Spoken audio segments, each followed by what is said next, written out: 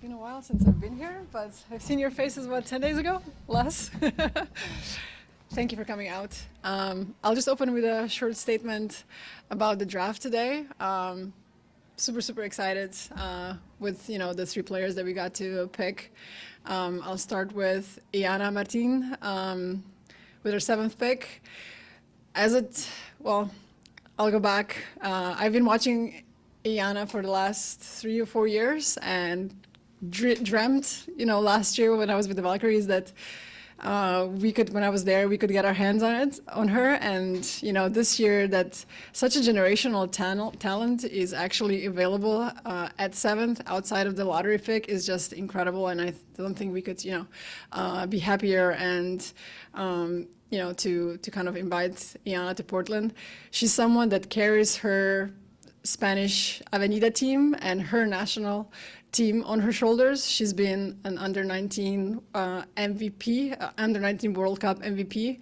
And if you look at the list of players that are up there with her, it's we have Paige, you have Asia. So it's just an incredible talent. And when I speak about her basketball skills, she can push the pace. One of the best players that can kind of read the pick and roll and break down, defense. She can stretch the floor, get to the hoop. So we thought she was just an amazing kind of fit for what our coaches wanted to do. Second pick, we got our hands on another international, Frida Buhner. Another young talent that kind of carries her national team on her shoulder with her age.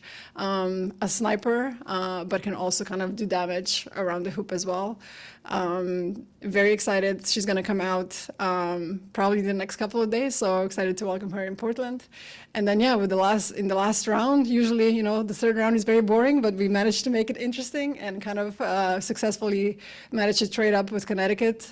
So we got our hands on Sarah Williams from UConn. As Ashley mentioned before, apparently there's, you cannot have too many UConn players on your team ever. Another player that we think has a lot of potential, and with our coaching staff and in our system, we think we can develop, her into a really good player and pillar on our team. Defensively, we all know she's a monster, but can run the floor. But we're very confident we can develop her offensive game. Okay. Sorry, I'm tired. My brain is fried after this 2 weeks, so looking for kind of English words, but I'll do my best to answer your questions.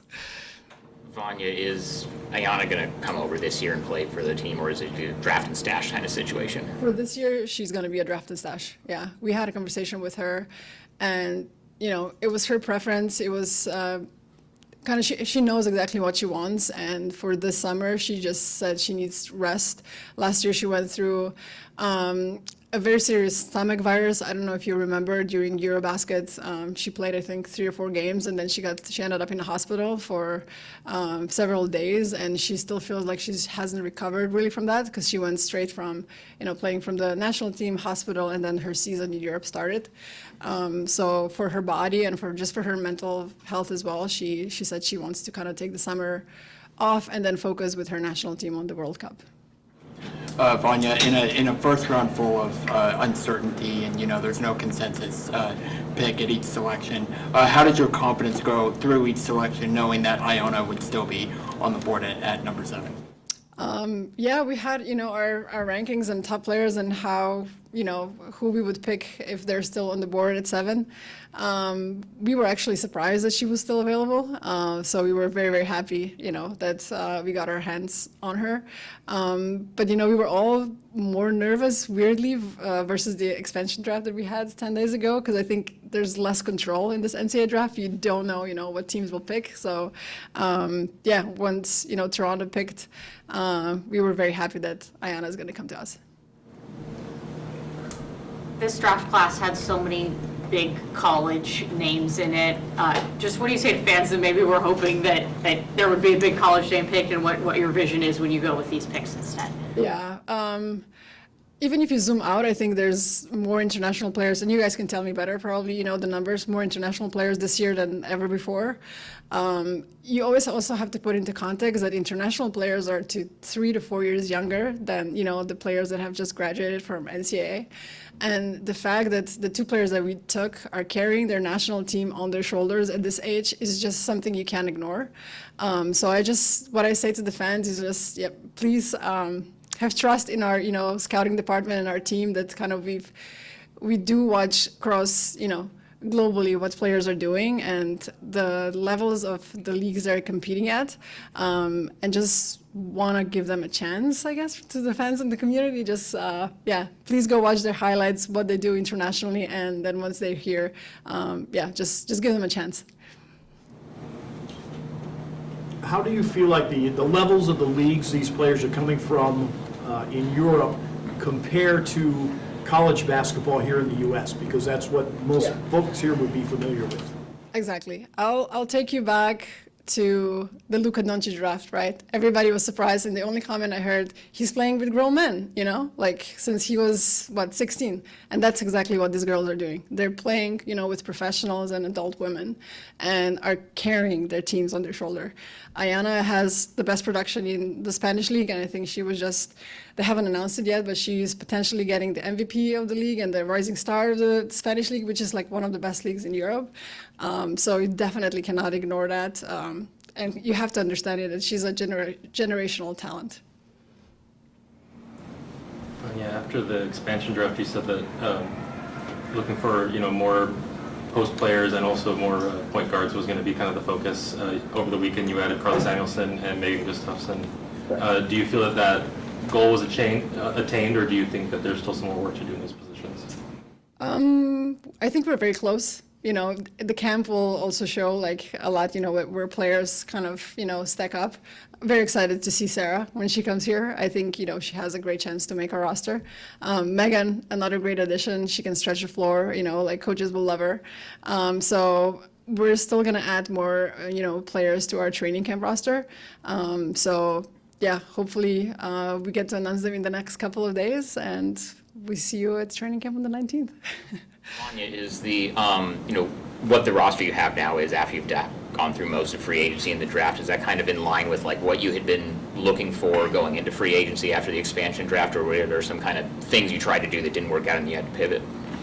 Yeah, I mean, free agency, you know, I'm not gonna lie, there was a couple of no's and heartbreaks in the process, you know, but it's, I want to thank all the players that kind of took their time and, you know, were willing to meet with us and listen to our vision and what we're trying to achieve. But at the end, we have no history record, right? So there's nothing really to show or advocate for us. So it's been a very interesting process, and I would not be, you know, even in players' shoes. They had 3 days to, you know, go through this huge life-changing decisions.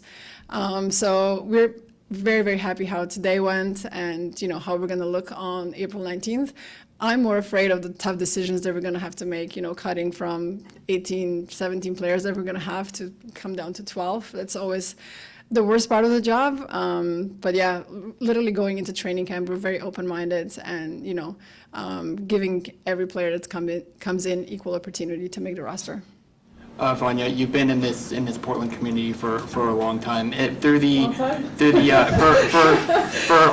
a year, is there anyone, when you look at this roster, expansion draft, college draft, that just screams Portland, the identity of Portland, and you know, just that community, or multiple players if you have more? Yeah, I don't want to point anyone out. I feel like our identity will be playing for each other, you know, the grittiness, toughness, and just leaving our hearts out every game. So, yeah, at this stage, I really want, like I said before, training camp is about to start, and everyone should, you know, get an equal opportunity. And I feel like fans will easily fall in love and kind of get behind our players, and we'll be super loud here at Moda every game. This process last year as an assistant GM on a team that was an expansion squad. Obviously, there are a lot of differences this time around in terms of the timeline of things, but just what is the biggest difference for you going through this process over the last, you know, 10 or so days as the GM this time? How much time do we have? I think it's just the compression of time. Like we were just talking with the staff. I don't think any professional sport team has gone, outside of Toronto and us, has gone through what we have gone through in the last, month or 3 weeks. It was just so intense, and it was, it was a team effort. I cannot thank our team more than, it's hard to express, and if I could, I would give you a glimpse of, what we went through. I wish cameras were there and, some documentary was happening behind, but I would, love everybody to kind of witness the amount of detail and attention and just collaboration went on in our rooms. Could not be prouder of the team and, everybody that's behind it.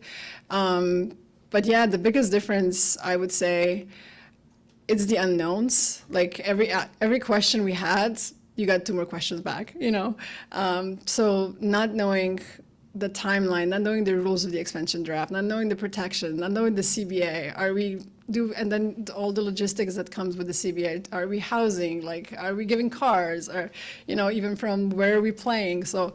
So many shifting pieces that last year we just didn't have. But we made it through. So here we are, and can't wait to get some sleep tonight and be on the court back. We have our 4th practice tomorrow, which is, our coaches are like kids, not being in the office anymore for 9 hours a day. So I can't wait for all of you to come to practice and just feel the energy and the excitement that we get to feel for the last days. Vanja, you said that you're going to add a couple more players before camp starts. Are those going to be kind of more, training camp, type invites, or are they going to be more like Megan and Carly that are like, solidly going to make the team? Yeah, we intentionally are avoiding bringing players in just to fill a training camp spot. It's just, I don't think it's fair to the players, and then you have to waive, and it's hard. It's maybe selfishly from my end that I don't have to go through that, and kind of save myself the one more hard conversation.